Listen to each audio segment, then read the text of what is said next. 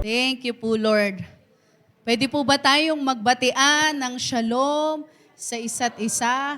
Yan, ngitian mo lang yung mga nasa kanan, kaliwa, nasa harap mo, pati nasa likod mo, kaway-kawayan mo lang. Shalom.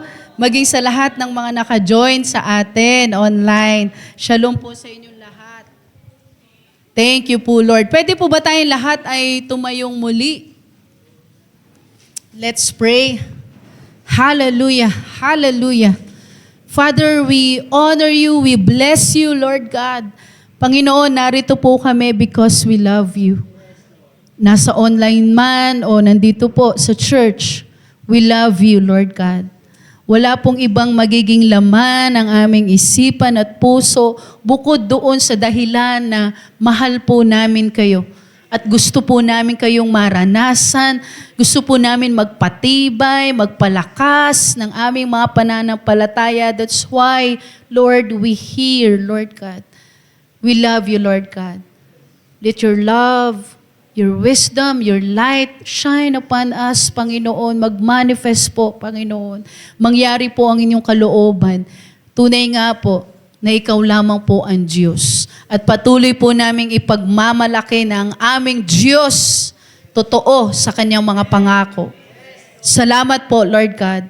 Lahat ng papuri ay sa inyo lamang po. We allow you, Holy Spirit, to speak. Open our spiritual eyes, ears, O Lord God. Makita po namin beyond doon sa nakikita ng aming mga literal na mata. Makita po namin mga bagay na ipinapakita niyo po sa amin in the Spirit. Marinig po namin, Panginoon, ang tinig niyo ng napakalinaw sa oras na ito, Lord God. Lord, tinig niyo po ang mangingibabaw.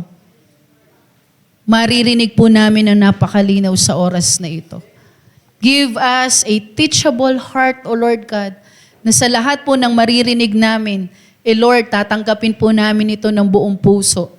Lord, salamat po. Salamat po sa inyong pag-ibig. In Yeshua's name, Amen.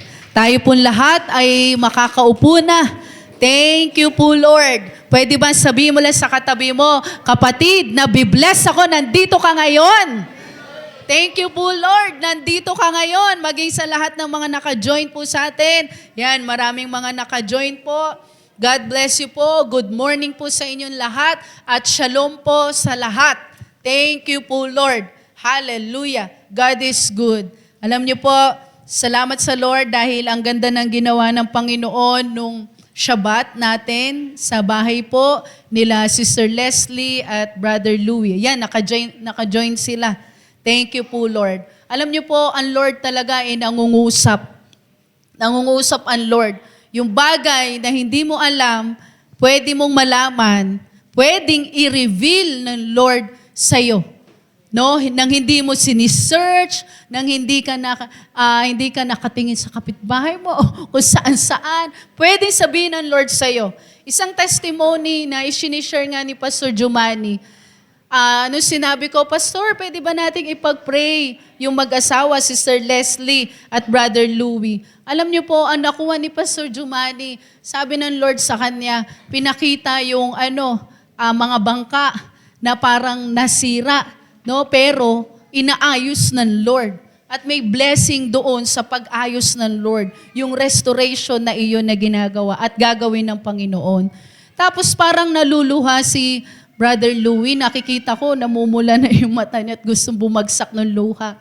Alam niyo po, sabi ni Brother Louie, Pastor, yan po yung aming hanap buhay. Kami, mangingisda sa Bicol. No? Nag-iisda po pala yan si Brother Louie. Kaya yung minsan, di ba, may inaalok si Sister Jo ng mga isdang mga masasarap. No? Para sa kanila po, no? Sa kanila po galing yun.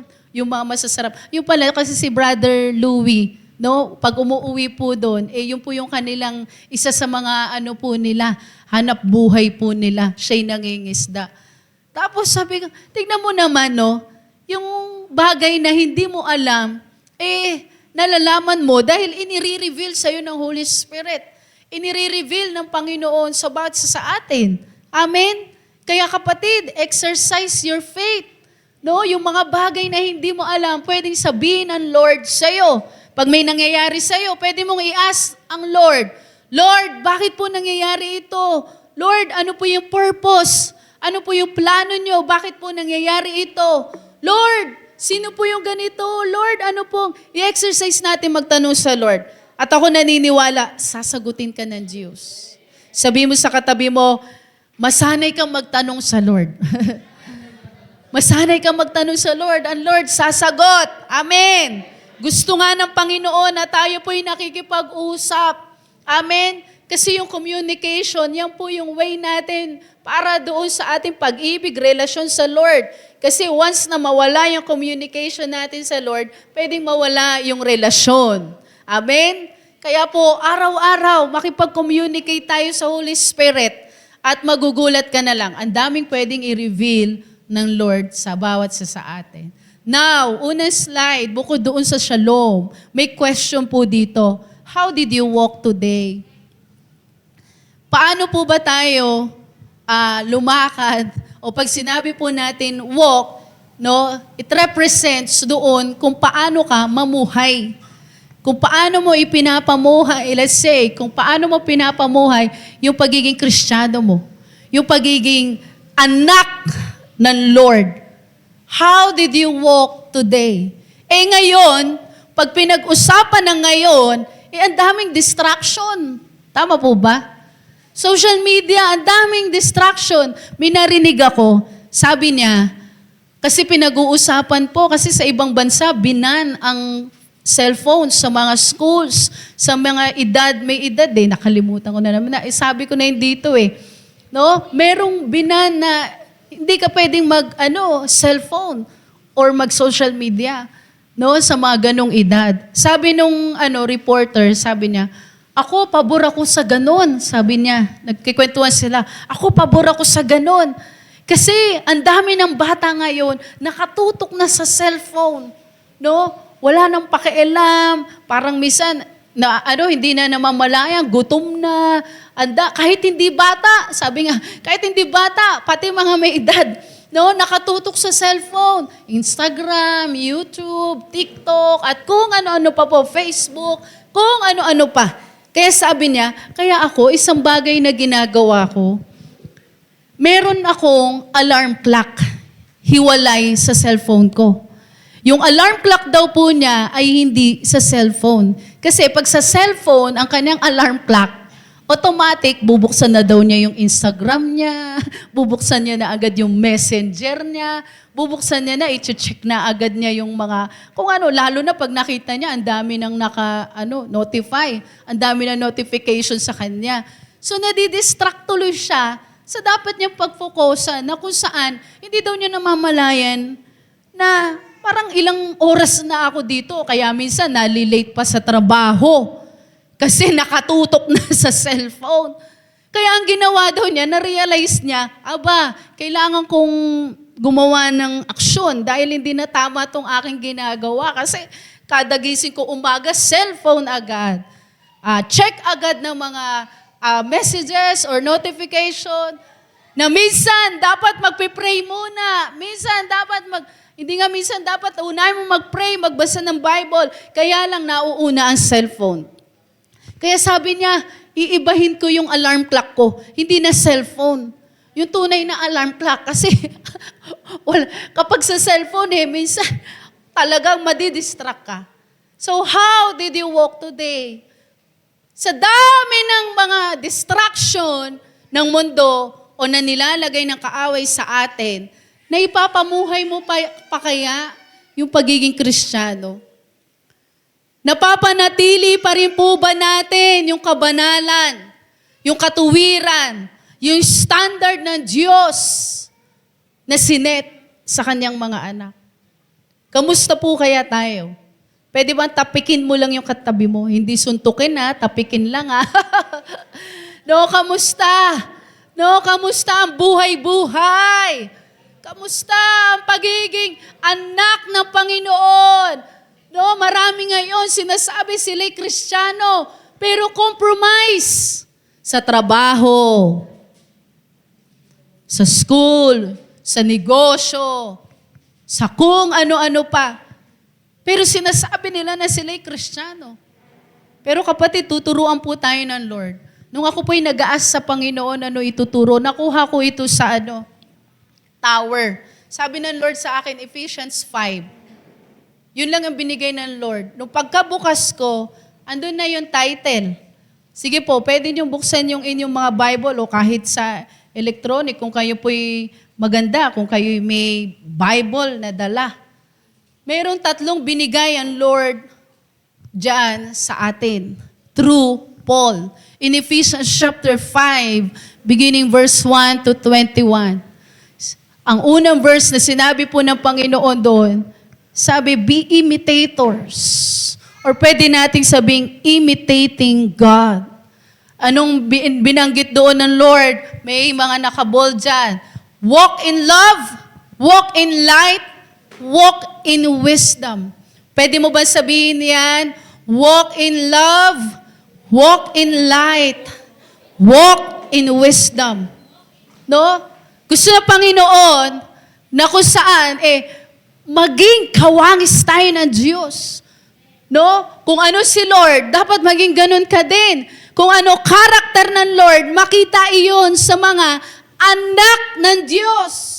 So paano? Let us walk in love, in light, in wisdom. Pero alam nyo kapatid, pag binasa nyo po iyan, yung walk in love, walk in light, walk in wisdom, puro pang kokorek. Puro pang re-rebuke. Makikita natin iyan. Pero yun ang word ng Lord no? Na kung saan kailangan po natin tanggapin. At kailangan tayong mabago sa pamamagitan ng salita ng Diyos. Amen? No? Parang reflection. Pag ikaw nagsalamin, makikita mo kung ano yung hindi ayos sa mukha mo. Tama po ba? Kaya ako minsan, umaalis ako nang hindi ako nakakapagsalamin. Si Ahaba, si Israel ang salamin ko. Sasabihin nila, Mami, your face is so red. Gaganon daw. Kasi sobrang, pagtingin ko, ay, oo nga pala, ba't naman ganito naman? Kasi hindi nagsalamin. Umaalis nang hindi nagsalamin. No? Kapatid, ito yung reflection ng Lord sa atin. Yung salita ng Diyos na kung saan, kung gusto mo maging kawangis ng Panginoon, allow the Lord na baguhin ka, turuan ka, i-train ka, disiplinahin ka. Amen? So, ito po yung 3 bagay na pag-aaralan po natin. No? Walk in love, walk in light, and walk in wisdom. So, uunahin po natin itong walk in love. In Ephesians chapter 5, sinasabi po dyan that we must be imitators of God. Amen? Kung ikaw man, alam mo yan, kahit hindi mo ipakilala yung sarili mo na ikaw ay Kristiyano, dapat nakikita po sa atin yan. Totoo, kahit hindi mo sabihin na ikaw ay Kristiyano, ikaw ay anak ng Lord, pag ikaw namumuhay, naaayon po sa kalooban ng Lord, nakikita iyan sa'yo. Amen? Kaya masasabi sa'yo na, ibang-iba yan. Ibang-iba yan si ganito. Si kumari na yan, ibang-iba yan. Hindi umiinom ng alak, hindi nakikipagbar, hindi yan yung sasabihin mong, nagpapakalasing, at ganyan-ganyan. Nasa church palagi. Ang bukang bibig na maririnig mo, thank you po Lord, praise the Lord. Sino ang Diyos niyan? O, diba? Hallelujah, kaya makaka-encourage ka, makaka-ikayat ka No, so yan po yung nilalaman. Walk in love, walk in light, walk in wisdom. Sabi po dito, each instruction represents a facet of what it means to imitate God as His beloved children. Sino po anak ng Lord dito? Say amen. Kung ikaw ay anak ng Lord, dapat daw, imitators tayo ng ating Panginoon. Nakikita po sa atin, tayo yung model ng kalangitan. Tignan mo yung katabi mo kung mukhang langit. No? Ibig sabihin, langit yung nire-represent mo. Kingdom ang nire-represent mo. Hindi hell. Hindi impyerno. Hindi kasalanan ang nire-represent mo. Hindi kingdom ng kaaway ang nire-represent mo. Bilang anak ng Lord, ang nire-represent mo si Lord. Kalangitan. Kaya kapag nakikita ka, nakakausap ka, nai-encourage yung iba. Nakikita yung love, nakikita yung light, nakikita yung wisdom. Amen. Pwede bang ideklara mo yan sa katabi mo? I declare love, light, wisdom sa iyo. In Jesus' name. Amen. Hindi yung sasabihin na, tignan mo yan, Kristiyano yan. Kristiyano yan. Tignan mo yan, tignan mo yan. Tignan mo gagawin niya. Ayan. Tignan mo, ayan, sabi ko sa iyo eh. Marami ngayon ganyan, nakatingin. Pero, kapatid, focus tayo sa Lord. Amen? Maraming mag-aakusa, marami talagang kasama sa signs. Marami talagang magagalit sa iyo. Sabi nga mahi-hate sa iyo dahil sa pananampalataya, pag-stand mo sa pananampalataya mo sa Lord. Pero focus tayo sa Lord. Amen? Unahin po natin ito, walking in love. Ephesians chapter 5. Sabi po dito, walk in love as Christ loved us, also has and given Himself for us. Kung ikaw ay mamumuhay ng may pag-ibig, no, sabi yung pag-ibig na yan, dapat po galing sa ating Panginoon. Amen. Hindi galing sa mundo, hindi galing lang sa feelings mo, hindi po, kundi walk in love as Christ. Sabi po dito, katulad ng pag-ibig ng Diyos sa atin.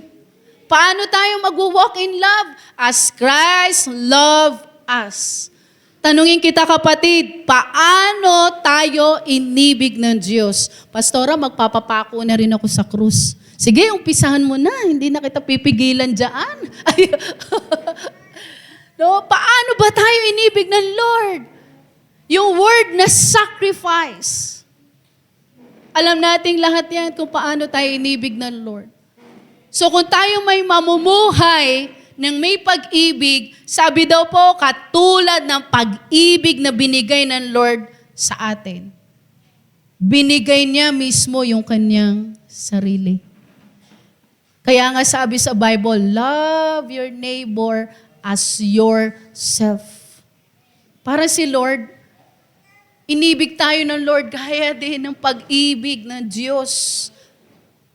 Binigay at nakaya niyang ibigay yung buong buhay niya para sa atin. Ephesians chapter 5 verse 1. Basahin po natin, 1, 2, 3, fire.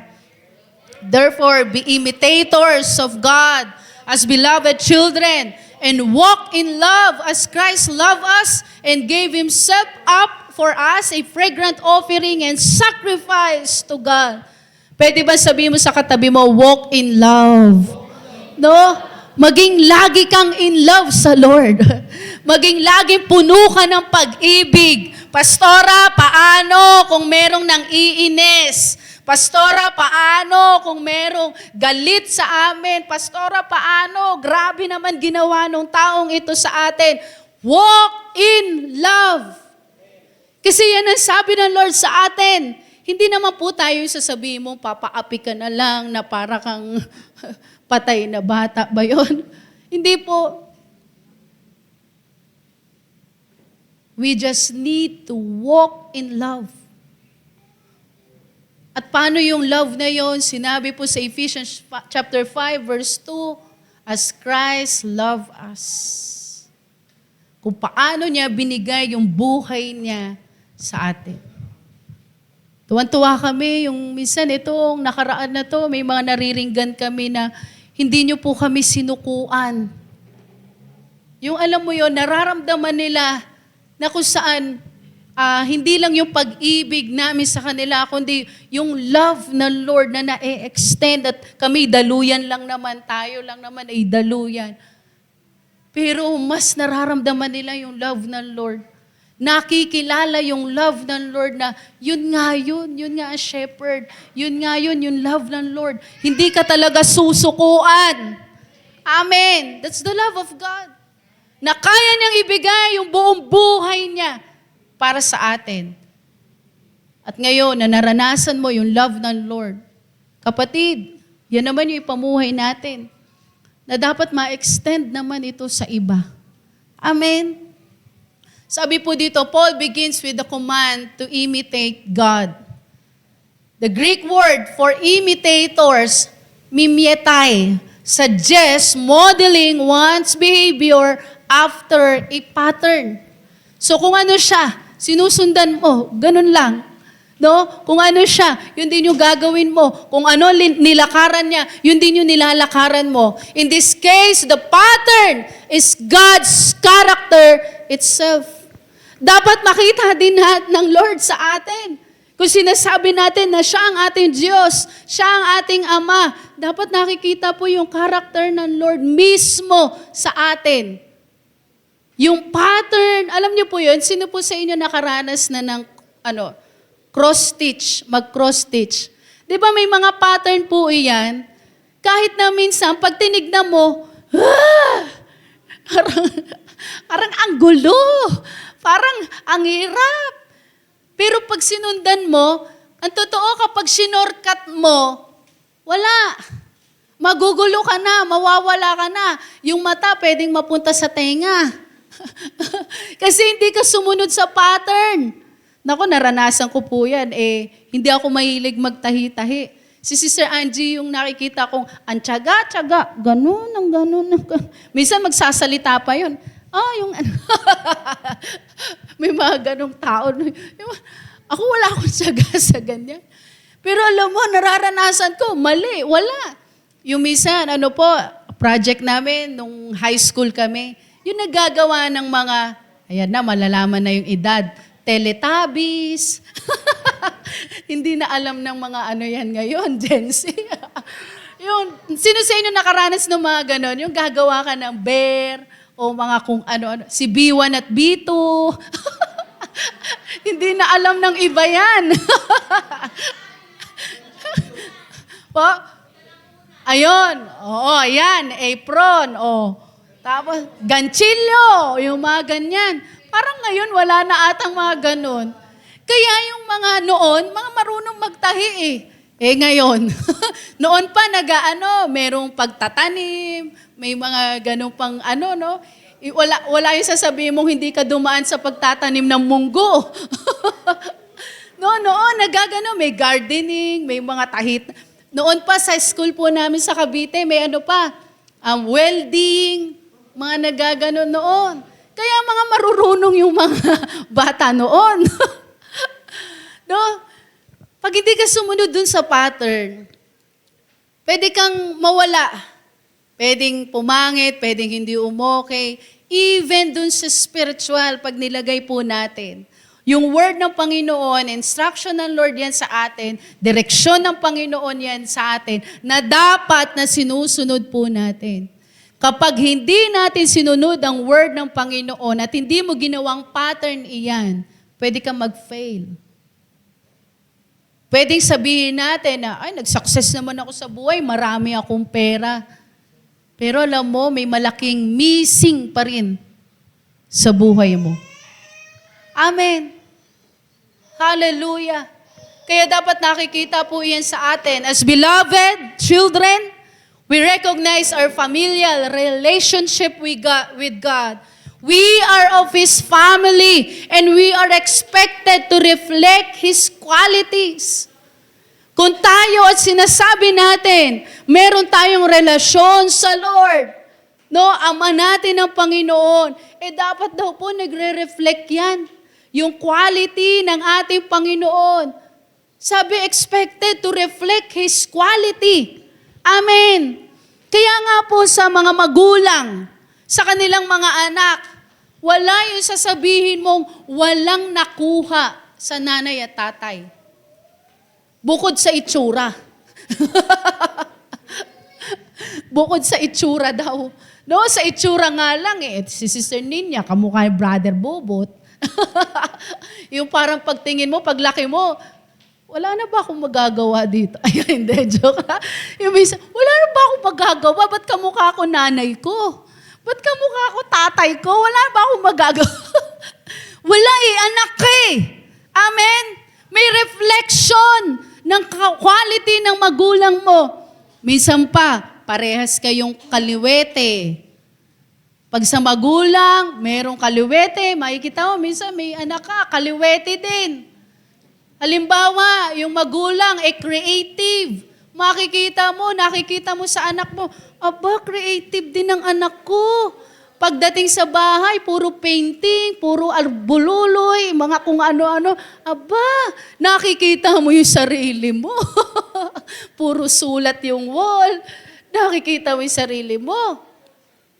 Parang ako, sabi ni Sister Angie, laging pang asar sa akin ni Sister Angie, tignan mo si Ahaba, kamukha mo talaga si Ahaba. Tapos tignan mo, umaakyat, kung saan umaano, tumatumbling, umaano.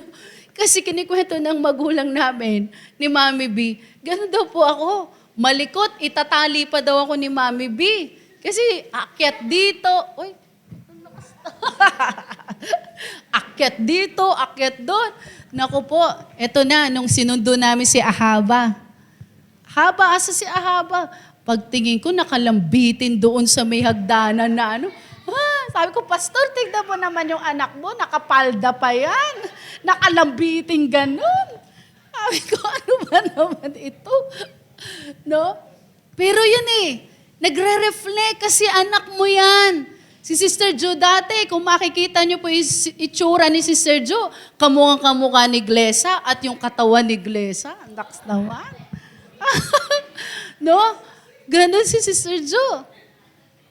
Hallelujah. Si Nicole, kamukha ni Sister Annabel. Kaya alam mo na, kapag lumaki ka na, ganyan, wala ka nang magagawa. Wala ka nang magagawa. Hallelujah. Kapatid, minsan nga kahit hindi mo sabihin, anak mo yan eh, nakikita na, anak mo, kasi kamukha, nagre-reflect. Maging sa Lord. Amen. No? Nagre-reflect si Lord sa atin. Sabi, the command to walk in love places love at the forefront of Christian ethics. Ibig sabihin, lagi pong nangunguna yung pag-ibig sa mga anak ng Diyos. Sa mga Kristiyano, lagi yung pag-ibig forefront, laging nasa una, nangingibabaw yung pag-ibig. Because God is love. Kaya yung mga anak din ng Diyos, love din. Puno rin ng pag-ibig. Amen. Ang mga anak ng Diyos, hindi magagalitin. Tignan mo nga yung katabi mo. Amen. Ang mga anak ng Diyos, hindi mainitin ang ulo. Pag walang budget. Amen. Hallelujah. Love here is not merely affection.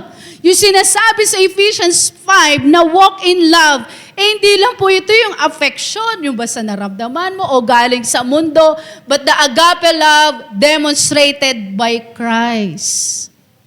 Si Lord mismo nagpakita ng pag-ibig.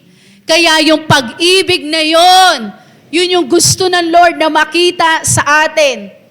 Na ipinapamuhay natin yung pag-ibig na iyon. Sabi, characterized by sacrifice and selfishness. Nakapaloob yung sakripisyo. Kaya mo mag-sacrifice para sa iba. Kapatid, check your heart. Tawag doon? Evaluate mo yung sarili mo. No? Examine mo yung sarili mo. Pag nakakaya mong mag-sacrifice para sa iba, kapatid, nakukuha mo yung pag-ibig ng Diyos.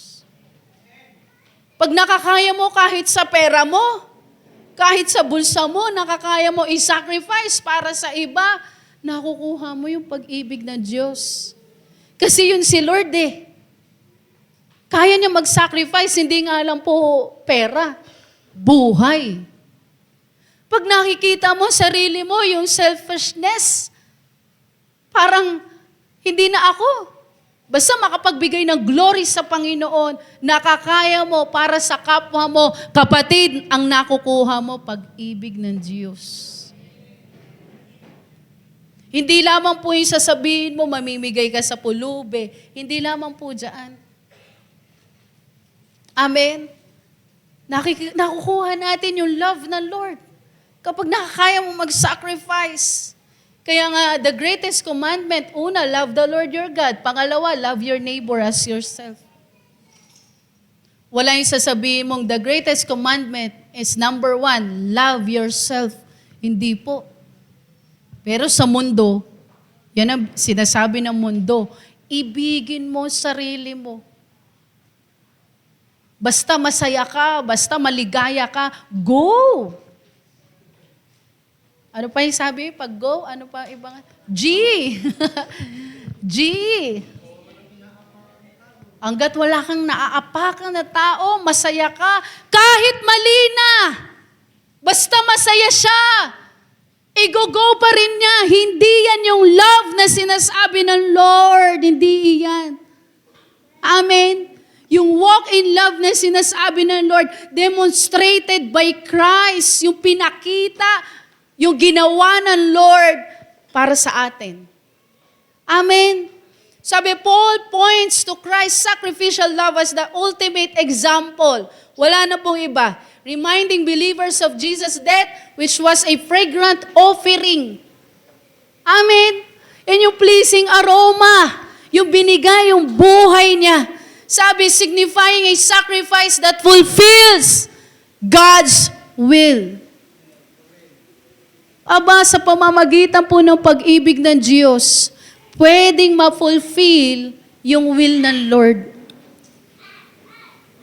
Dahil minahal mo itong taong ito, hindi mo sinukuan, shiniran mo ng word ng Lord, inilapit mo sa Panginoon, ginawa mo ang lahat para sa Kanya, na fulfill yung will ng Lord para sa Kanya. That's the greatest love ng Lord na pwede nating ma-extend sa ibang mga tao. Yung makita mo na fulfill yung will ng Lord, yung plano, yung purpose ng Panginoon sa taong iyon dahil sa pag-ibig mo sa Kanya na galing sa Lord. In both Leviticus and Numbers, ito pong ginagawa, burning of incense. No, nagano po sila, nagbe-burn ng incense para po magkaroon ng pleasing aroma sa Panginoon. Pwedeng prayer, incense of thanksgiving, repentance. Pero nung dumating ang Panginoong Hesus, hindi na po natin kailangan yung magdala ng baka, kung ano-anong mga hayop. Hindi na po. Kailangan na lang yung buhay at puso po natin. Amen? Kaya yung worship, kapatid, hindi lang po yan yung pag-awit sa Lord. Ang worship, yung buhay mo. Amen? Kung paano ka namumuhay sa mundong ito. Sabi sa verse 3, but sexual immorality and all impurity or covetousness must not even be named among you as is proper among saints. Ang sinasabi, walk in love, pero itong sinasabi ng Lord through Paul sa atin, yung sexual immorality na iyan, yung impurity na yan, yung covetousness na yan, alisin mo yan. Dapat wala yan sa'yo. Dapat hindi nakakabit yan sa pangalan mo. Kasi binago ka na ng Diyos. Ngayon, kapatid, ang dali po. Grabe po yan. Ayun, yung billboard ng close-up ngayon.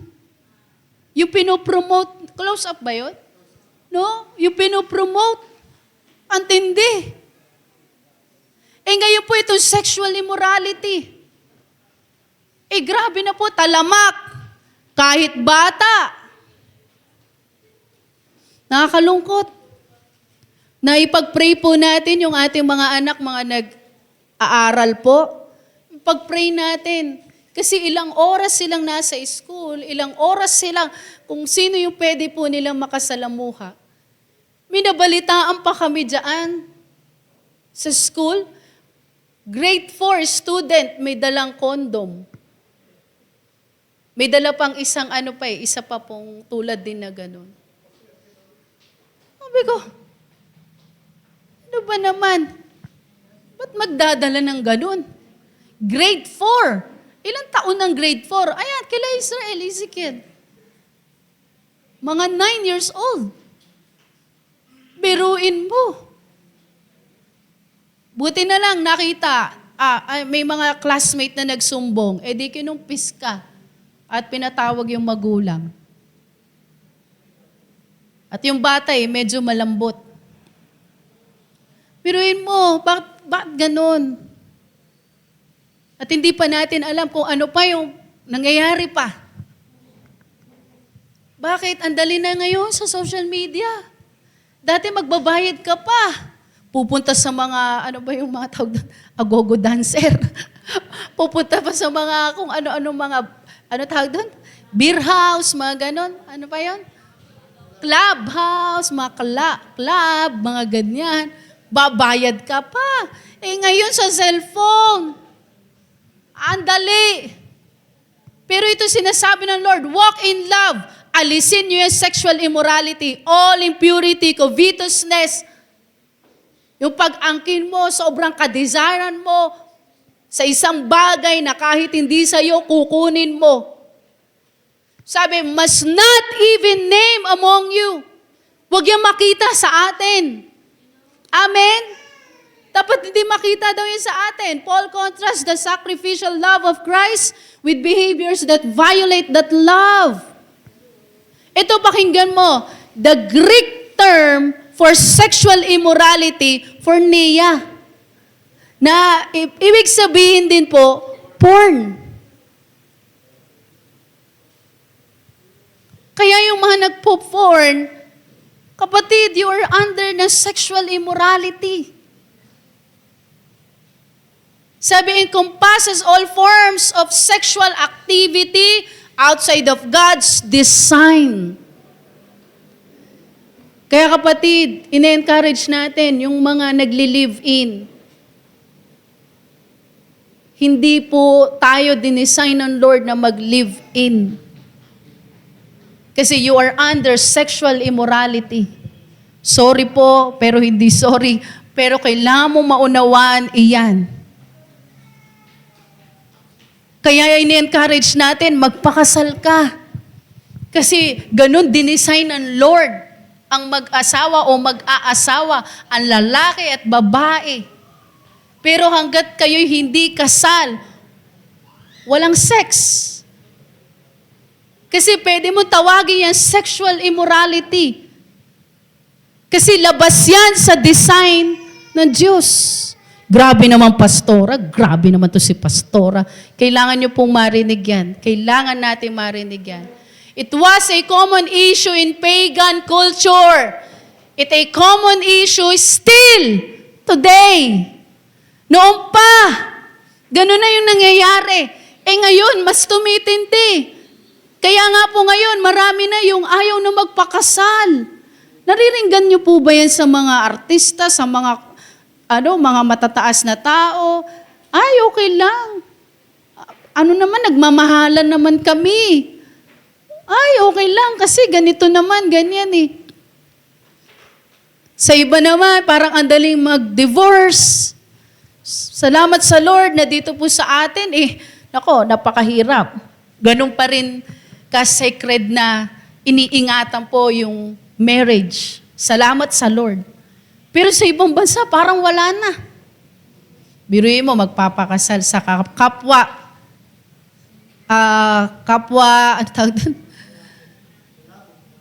kapwa kasarian mo, o papakasal sa aso, papakasal sa unggoy, papakasal sa AI, papakasal sa mga kung ano nung mga bagay, kung ano na.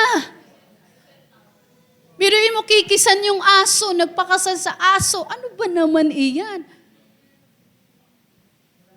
Sabi, it is also, kapatid, even today, still now, yan pa rin yung issue. At tumitindi. Pagan culture. But then, Paul goes farther and addresses impurity naman. Sabi, in denoting moral corruption and covetousness, denoting greed or an excessive desire for more, that's covetousness. Yung grabe ka, gusto sa isang bagay na ginudiyos mo na yung bagay na iyon.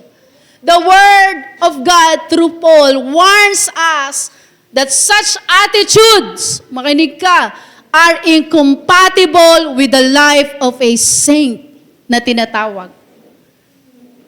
A term that means holy one, set apart from God. Biruin mo, pinili, inayos ka na ng Lord. Binago ka na, sinet apart ka, na hindi ka dapat makamundo. Dapat ikaw ay saint, banal, holy. Amen. Kaya dapat wala na yung greed. Covetousness, impurity. Sabi po dito, let there be no filthiness, nor foolish talk, nor crude joking, which are out of place. Verse 4 na po tayo, But instead, let there be thanksgiving. Tigilan na daw yung mga madudumi, mga malalaswa, mga green na usapan, jokes, na kung saan, kapatid, alam mo na hindi tama. Sa trabaho, madalas ganyan. Nagkikwentuhan. Puro mga kung ano-ano mga pinagkikwentuhan. Ikaw, Kristiyano, nakikitawa ka din. Nakikijoke ka din. Nakikipag-compromise. Hindi mo alam, lumalalim na yung usapan. Na hindi na sa Lord. Nire-remind tayo ng Lord. Sabi, but instead, let there be thanksgiving. Gratitude. Imbis na pangit ang sabihin mo sa kapwa mo. Imbis na kung ano-ano mga sinasabi mo sa kapwa mo. Hanapan mo siya ng maganda. Mababago isipan mo, mababago puso mo para sa Kanya. Sabi instead, magpasalamat ka. Paul addresses his speech which can reflect the inner character. Akala natin pag nagsalita, panglabas, pero alam mo kapatid, out of the abundance of the heart, the mouth speak. Inner character yan. Kapag pangit ang lumalabas sa bibig, kasinungalingan, panlalait, paninira, may nangyayari sa loob. May hindi ayos sa puso. Kaya ano lumalabas, hindi rin ayos ang lumalabas sa bibig. Sabi, inner character, nire-reflect daw nito yung salita mo. Kapatid, examine mo yung sarili mo. Ano madalas lumalabas sa bibig mo? Ano madalas naririnig sa'yo? Yun yung character mo. Kapag laging galit ang lumalabas sa bibig mo, ibig sabihin, baka may galit ka.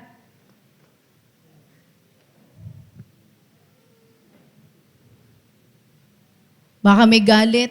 Baka may unforgiveness pa. It's inner character. Filthiness refers to obscenity o yung mga kalaswaan. Yung mga maduduming salita. Foolish talk implies immoral conversation and crude joking suggests that humor that is inappropriate or harmful. Yung minsan, lalo po ngayon, ang daming mga ang tawag din yung mga influencer, ang daming mga vlogger. Ano yung mga patok ngayon? Sino yung mga maraming mga followers?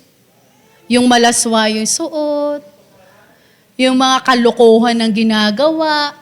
Tayo naman nahagis mo pa cellphone mo. Kakatawa mo. Hindi naman tumasama, pastora. Nagpapatawa lang naman po sila. Nagpapatawa lang. Alam niyo po, minsan may pinanood akong ganyan. Di tinitignan ko kasi parang nagbibiruan. Biglang nag-bad words. Andun sila Israel haba. Huy, mami, bad words, bad words. Skip, skip. Ako, naku, ano ba? Sabi ko, salamat sa Lord, aware yung mga anak ko na bad yun. Tayo minsan dahil parang nakakatawa. Talaga naman ito. Pipindutin mo pa, follow. Pero alam mo, salamat sa Lord, may mga vlogger na mga nakakilala sa Lord. Yung maraming tatong lalaki, ngayon puro pag-share na siya ng word ng Lord. Ano ba pangalan nun? Ha? Born again na ba yun? May kasama pa siyang isa din, yun ang nakita ko. Yung ano ba, hindi ko kasi alam mga pangalan.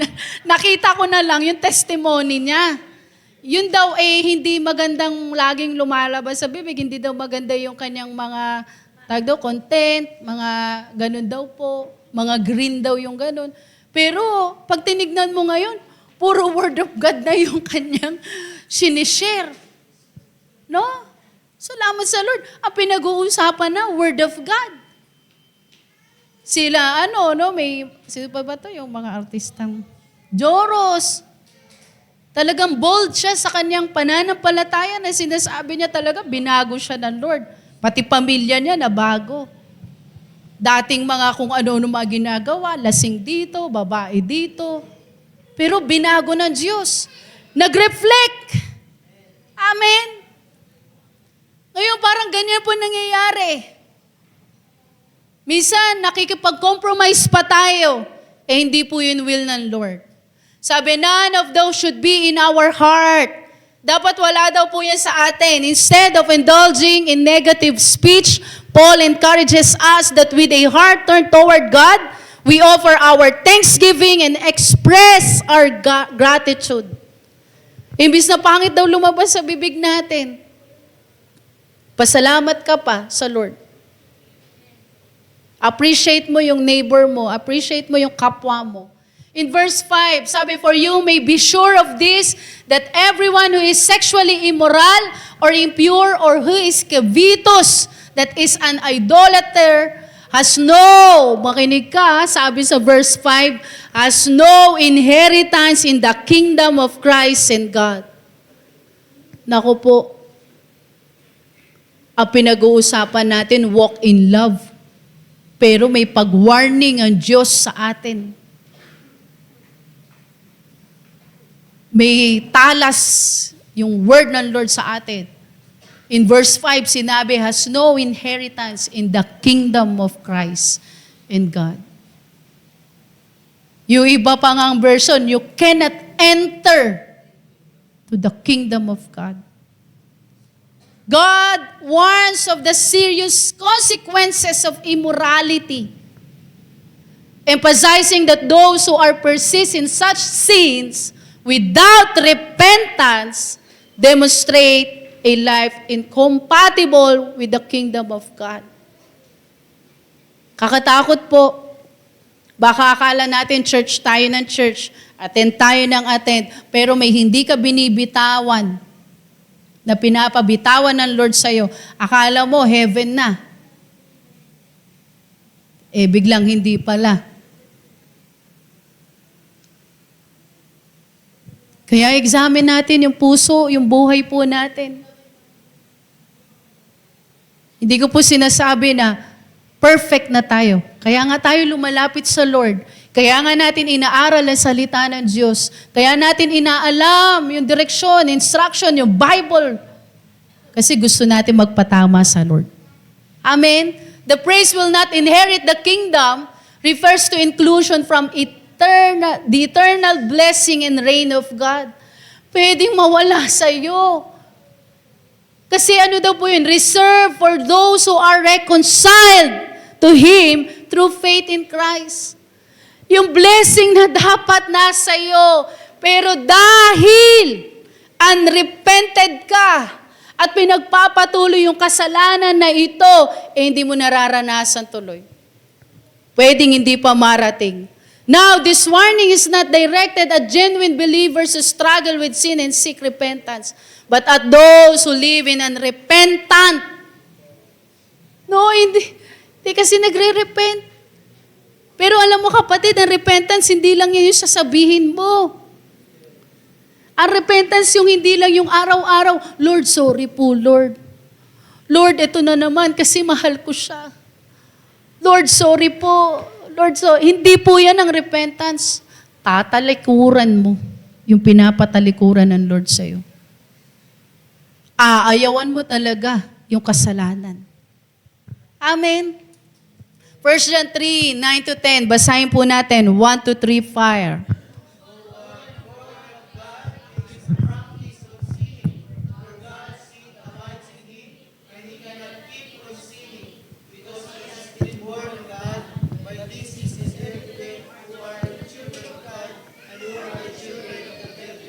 Whoever does not practice righteousness is not of God, nor is the one who does not love his brother. Aba, ang talas naman ng word ng Lord. Whoever does not practice righteousness, hindi daw po sa Lord. That's the word of God. Nor is the one who does not love his brother. Napakalaking issue sa Lord yun na bakit hindi mo mahalin yung kapwa mo? Ba't hindi mo makayang mahalin yung kapwa mo? Malaking ano sa Lord yun. Masakit sa Lord, ba't hindi mo kayang mahalin yan, katabi mo? Sabi, whoever does not practice righteousness. Big sabihin, practice, ginagawa mo. Ginagawa mo. Sabi, sino man daw po hindi gumagawa nito, pinapractice yung katuwiran, is not of God. Nor the one who does not love his brother. Kahit yung hindi mo ibigin yung kapwa mo, hindi yan sa Lord. Kasi si Lord hindi ganyan. Amen? Hindi ganyan ang Lord. Sabi pa nga po dito, by this, it is evident. Sabi mo nga, evident. May ebidensya ba? May ebidensya. Pag ikaw ay anak ng Lord, may ebidensya. Nakikita. Amen? By this is evident who are the children of God and who are the children of devil. Ang tindi naman. Totoo po yan. Tama. Nakikita. Nakikita kung sino yung anak ni Jumani Padua. Nakikita kung sino yung, sasabihin ko sana, apo ni Gemma. Kali! Ganun po ba kayo noon? No? Nakikita. May ebidensya. Kasi anak ka. Let no one deceive you with empty words. Dito na tayo, verse 6 na po tayo to 7. Sabi, let no one deceive you with empty words, for because of these things, the wrath of God comes upon the sons of disobedience. Kanino daw po? Yung wrath ng Panginoon? Sino makakaranas? Sons of disobedience. Mga anak talaga. No? Kasi pamilya pinag-uusapan natin. Sabi may evident daw po yung children of God. Meron ding ebidensya kung sino yung mga children of, devil. Yung wrath ng Lord comes upon the sons of disobedience. Kapatid, kamusta yung mga anak mo? Disobedient ba yan sa'yo? Pinagpala ka kapag ang anak mo obedient. Palakpakan natin ng Diyos. Pinagpala ka kapag ang anak mo nasa Lord. Amen. Palakpakan mo ang Lord. Ipagpasalamat mo yan. Kung yung anak mo nakapang-asawa ng may takot sa Diyos. Hallelujah. Ipagpasalamat mo sa Lord. Kahit na hindi sasabihin mong mayaman, ganito, ganyan. Naku po, mas mahalaga kapatid yung may takot sa Diyos. Amen. Pagpasalamat mo sa Lord, yung mga apo mo nasa Lord. Kaysa yung sasabihin mo, nasa kalsada at kung ano mga lumalabas sa bibig. Tignan mo si Tonton, baby pa yan. Fetus pa lang, nandito na yan. Dala-dala na ni Gail yan. Kaya in Jesus' name, talagang lalaki yan na may takot sa Lord. O, tignan mo naman. Amen. No, i-expose mo yung mga apo mo, pamangkin mo, anak mo, sa Panginoon. Si Kali, lagi nagpapakanta daw kay Sister Gemma eh. Ang pinapakanta pa yung who else is worthy? Oh. Sing it, Mamila. Mamiya. No? Bakit naging ganun na yung isipan ng bata? Naririnig, nakikita dun sa kanyang lola, Mamiya. Nakikita, naririnig eh. Amen. Kapatid, kasi nakikita, kahit hindi mo ituro, pag nakikita. Kaya ang alam ng yung mga alam na, kumakanta na ng Holy Forever. Naririnig kasi. Naunawaan niyo po? Hindi lang yung sasabihin mo, the wheels on the bus go round and round. Lagi na lang ganon. No? Hindi na, mga alam. No, hallelujah. Palakpakan natin ang Diyos. Kung ganyan ang mga apo mo, ipagpasalamat mo yan sa Lord. Ipagpasalamat mo sa Lord. Dalhin mo sa church yan, kahit umiiyak yan, o malikot, dalhin mo yan sa church. Tinataniman niyo po sila ng word ng Lord. Tinataniman niyo sila ng spiritual na bagay. Amen. Sabi yung wrath ng Lord comes upon the sons of disobedience. Therefore, do not become partners with them. Warning ng Lord sa atin through Paul. Huwag ka daw makipag-partner sa kanila. Partners in crime daw. Si Ahaba, itong week na to, may kinikwento siya. Mami, may classmate. Bad words daw. Inano pa niya ng spelling. Sabi ni Israel sa kanya, Hoy, wag mong parang inawat siya na wag mo nang banggitin. Kasi in-spell pa niya. Matindi naman, yung G talaga. Mami, she's Christian eh. Sabi ko, paano ko ipapaliwanag ito? She's Christian eh. But she always bad words. G and gato gana. Alam mo yung nagkaka-aware yung bata na Christian ka, dapat hindi ka ganyan Papasalamat din ako sa Lord. Kasi bata pa lang nagkakaroon na ng understanding, Christian ka, dapat hindi ganyan. Sabi ko na lang sa kanya, sabihin mo anak, bad yun. Hindi yun sa Lord. At wag din makikigaya ng ganong words. Sabi niya, she's Christian, Mami. Ako, ayan na.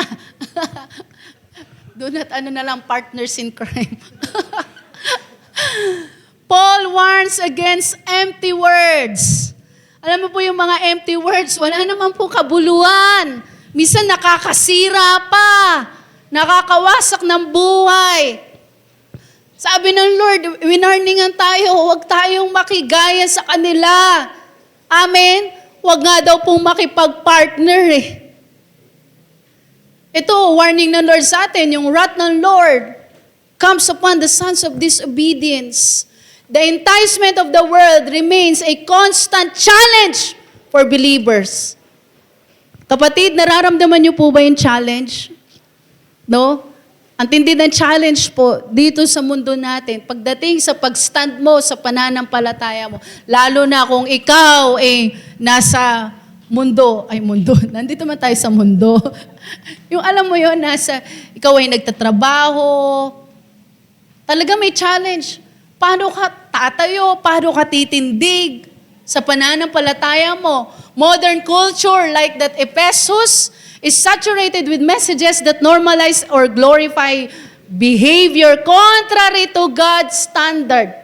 Kahit noon, yung mga pagan practice, talagang contrary sa word ng Panginoon o standard ng Lord. Ngayon, through media, entertainment, peer influences, ideologies, these empty words can subtly erode our discernment and leads us away from Christ-like living. Pwede makapagpalayo sa atin yan. Sinasabi nga po, they may appeal to our desires for acceptance, success, or pleasure. Parang alam mo yun, pwedeng sasabihin mo, nag-success naman ako Kahit na ganito yung nagawa ko, ganito yung ginawa ko. Pero inilalayo po tayo nito yung sa Christ-like living. Yun, dun tayo papunta Dun ang gusto ng Lord Mamuhay tayo ng naayon sa kanyang kawangis. Paul's admonition is clear. Believers are to guard against being deceived. Yan po ay sinabi ng Lord sa kanyang word. In the last days, marami po ang madideceive. Even the elect. Even the saints. Marami ang madideceive. Dati si Lord ang sinasamba. Ngayon, sarili na sinasamba. Marami daw pong madideceive. That's why sinasabi po, guard your heart. Sabi, believers are to guard against being deceived or partnering with those who live in defiance of God's truth. Mag-iingat po tayo. Kaya sabi ng Lord, do not be yoked to the unbeliever. Alam mo nang hindi Kristiyano. Alam mo na, malayo sa Lord. Alam mo nang galit yan sa Panginoon, galit sa mga Kristiyano. Mahal ko siya Mahal ko siya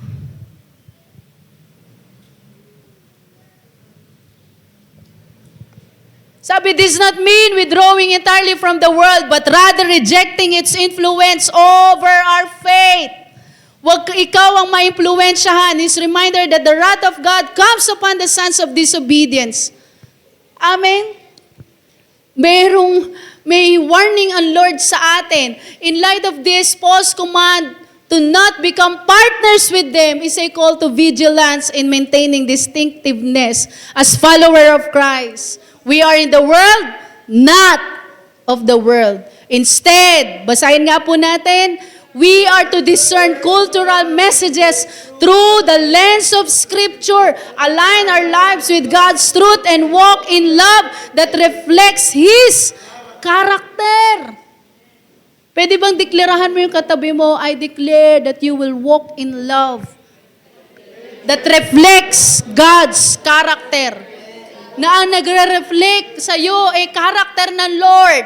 Let His example teach us how to walk in love. Yung ginawa ng Lord, pinakita na sa atin at hanggang ngayon nakikita natin yung pag-ibig ng Diyos. Kapatid, yun yung lakaran natin. Yun yung hayaan mo na turuan ka ng Lord doon kung paano lumakad doon sa pag-ibig niya at sa pamamagitan ng pag-ibig niya. Ba't kaya hindi lumabas yung mga picture lahat? May mga picture to Walk in love. Sabi mo sa katabi mo, walk in love, kapatid. Sabi, imitate God, be imitators of God as dear children. Dahil ikaw ay anak ng Lord, in Jesus' name, ang makikita sa atin si Lord. Amen. Sacrificial love. Walk in love just as Christ loved us. Sabi ng Lord, giving Himself as an offering. Yun po yung love na makuha natin. And next, sabi din doon, avoid darkness. Isa po sa atin. Put away sexual immorality, impurity, greed, foolish talk. Instead, ano daw po? Give thanks. Thank you po, Lord. Tingnan mo, wala yung picture. Ba't nawala? Hallelujah. Thank you po, Lord. So, yan po ang ating pag-aaralan. And next Sunday, tayo po yung susunod sa topic nating walk in love. Tayo po tayong lahat. Hallelujah. Thank you, Lord. Thank you, Jesus.